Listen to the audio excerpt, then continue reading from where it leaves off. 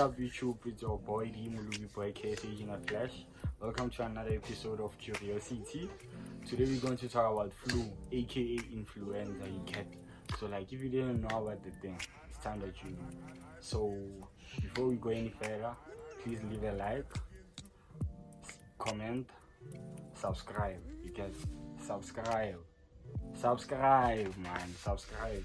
I can't be having 80 something views and 30 subscribers. Come on, one love, let's do it.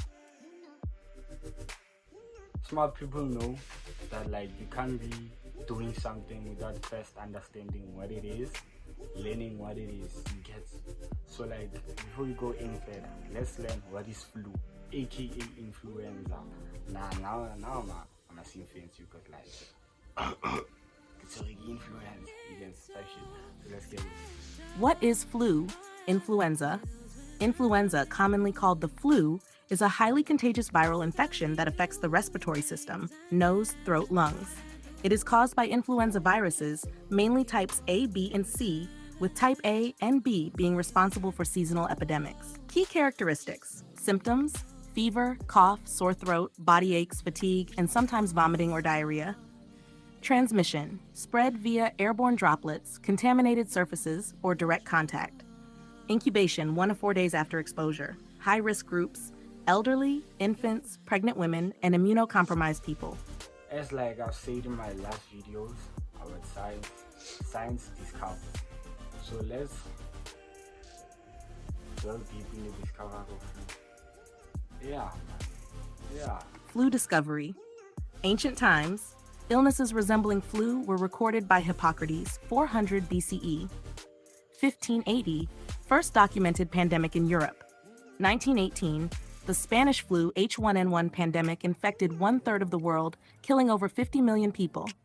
1931, influenza virus first identified in pigs by Richard Shope. 1933, human influenza virus type A isolated by British scientists Smith, Andrews, and Laidlaw. 1940s, first flu vaccine developed during World War II to protect US soldiers.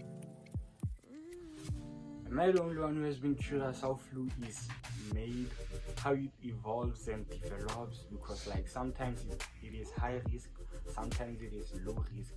So like let's delve deep into it and find out how it is made.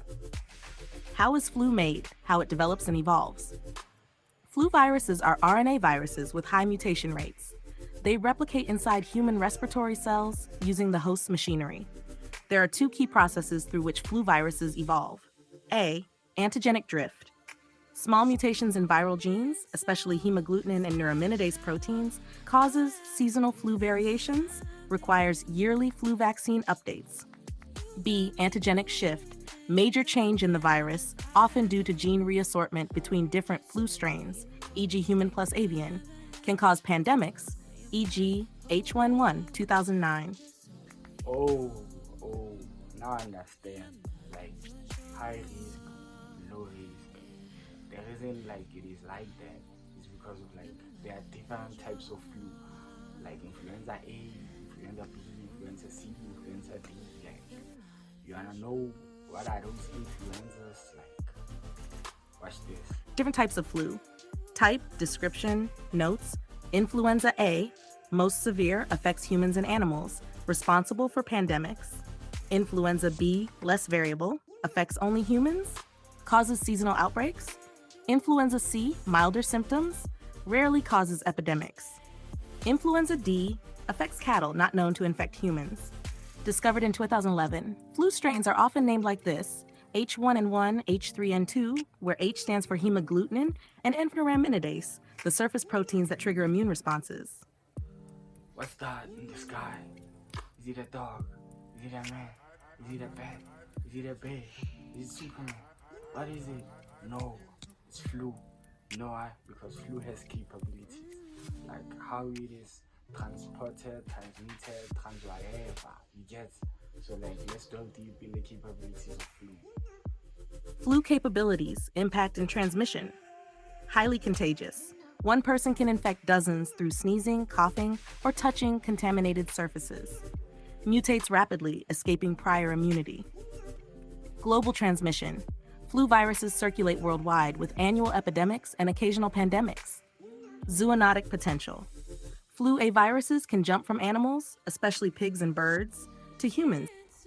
Like, why, why is that thing called flu?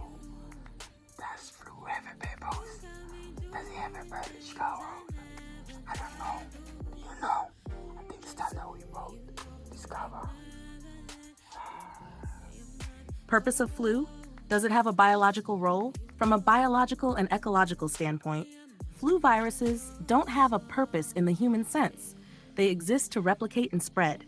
In nature, viruses play a role in genetic variation, evolution, and ecosystem regulation, e.g., population control. They also drive immune system adaptation, pushing organisms to evolve resistance.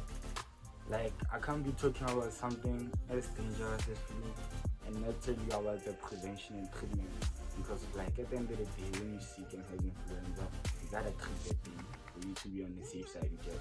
So, like, let's talk about the prevention and treatment of influenza. Let's get it. Prevention and treatment. Vaccination. Annual flu vaccines reduce risk of infection and severity, updated yearly based on WHO predictions of dominant strains. Antiviral drugs. Oseltamivir, Tamiflu, Zanamivir, and others can shorten flu duration if taken early. Public health measures, hand washing, masks, isolating when sick, disinfecting surfaces. KSH, hey, Mulubi boy, like you're always talking, saying this and that. The explanations are this huge, this long, and all of that. Don't worry, I got you. I have like a summary of that thing, aka conclusion, like something to make sure like you understand the gist of what I'm saying, you get.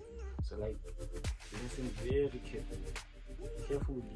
Conclusion. Influenza is a dynamic, rapidly evolving respiratory virus with profound effects on human health. While vaccines and antivirals help manage seasonal flu, constant surveillance and rapid medical response are essential to controlling its spread and preventing pandemics. Yeah. Like, we've reached the end of the video. I hope like you liked the video, like this. I hope you like press the like button. Press it if you have it. Press it now. And I hope you subscribe. Please subscribe. Like now, as you speaking, subscribe to enjoy more content like this, more needy content. And I hope like this was educational for you. You've learned something. See you again on another episode of Curiosity.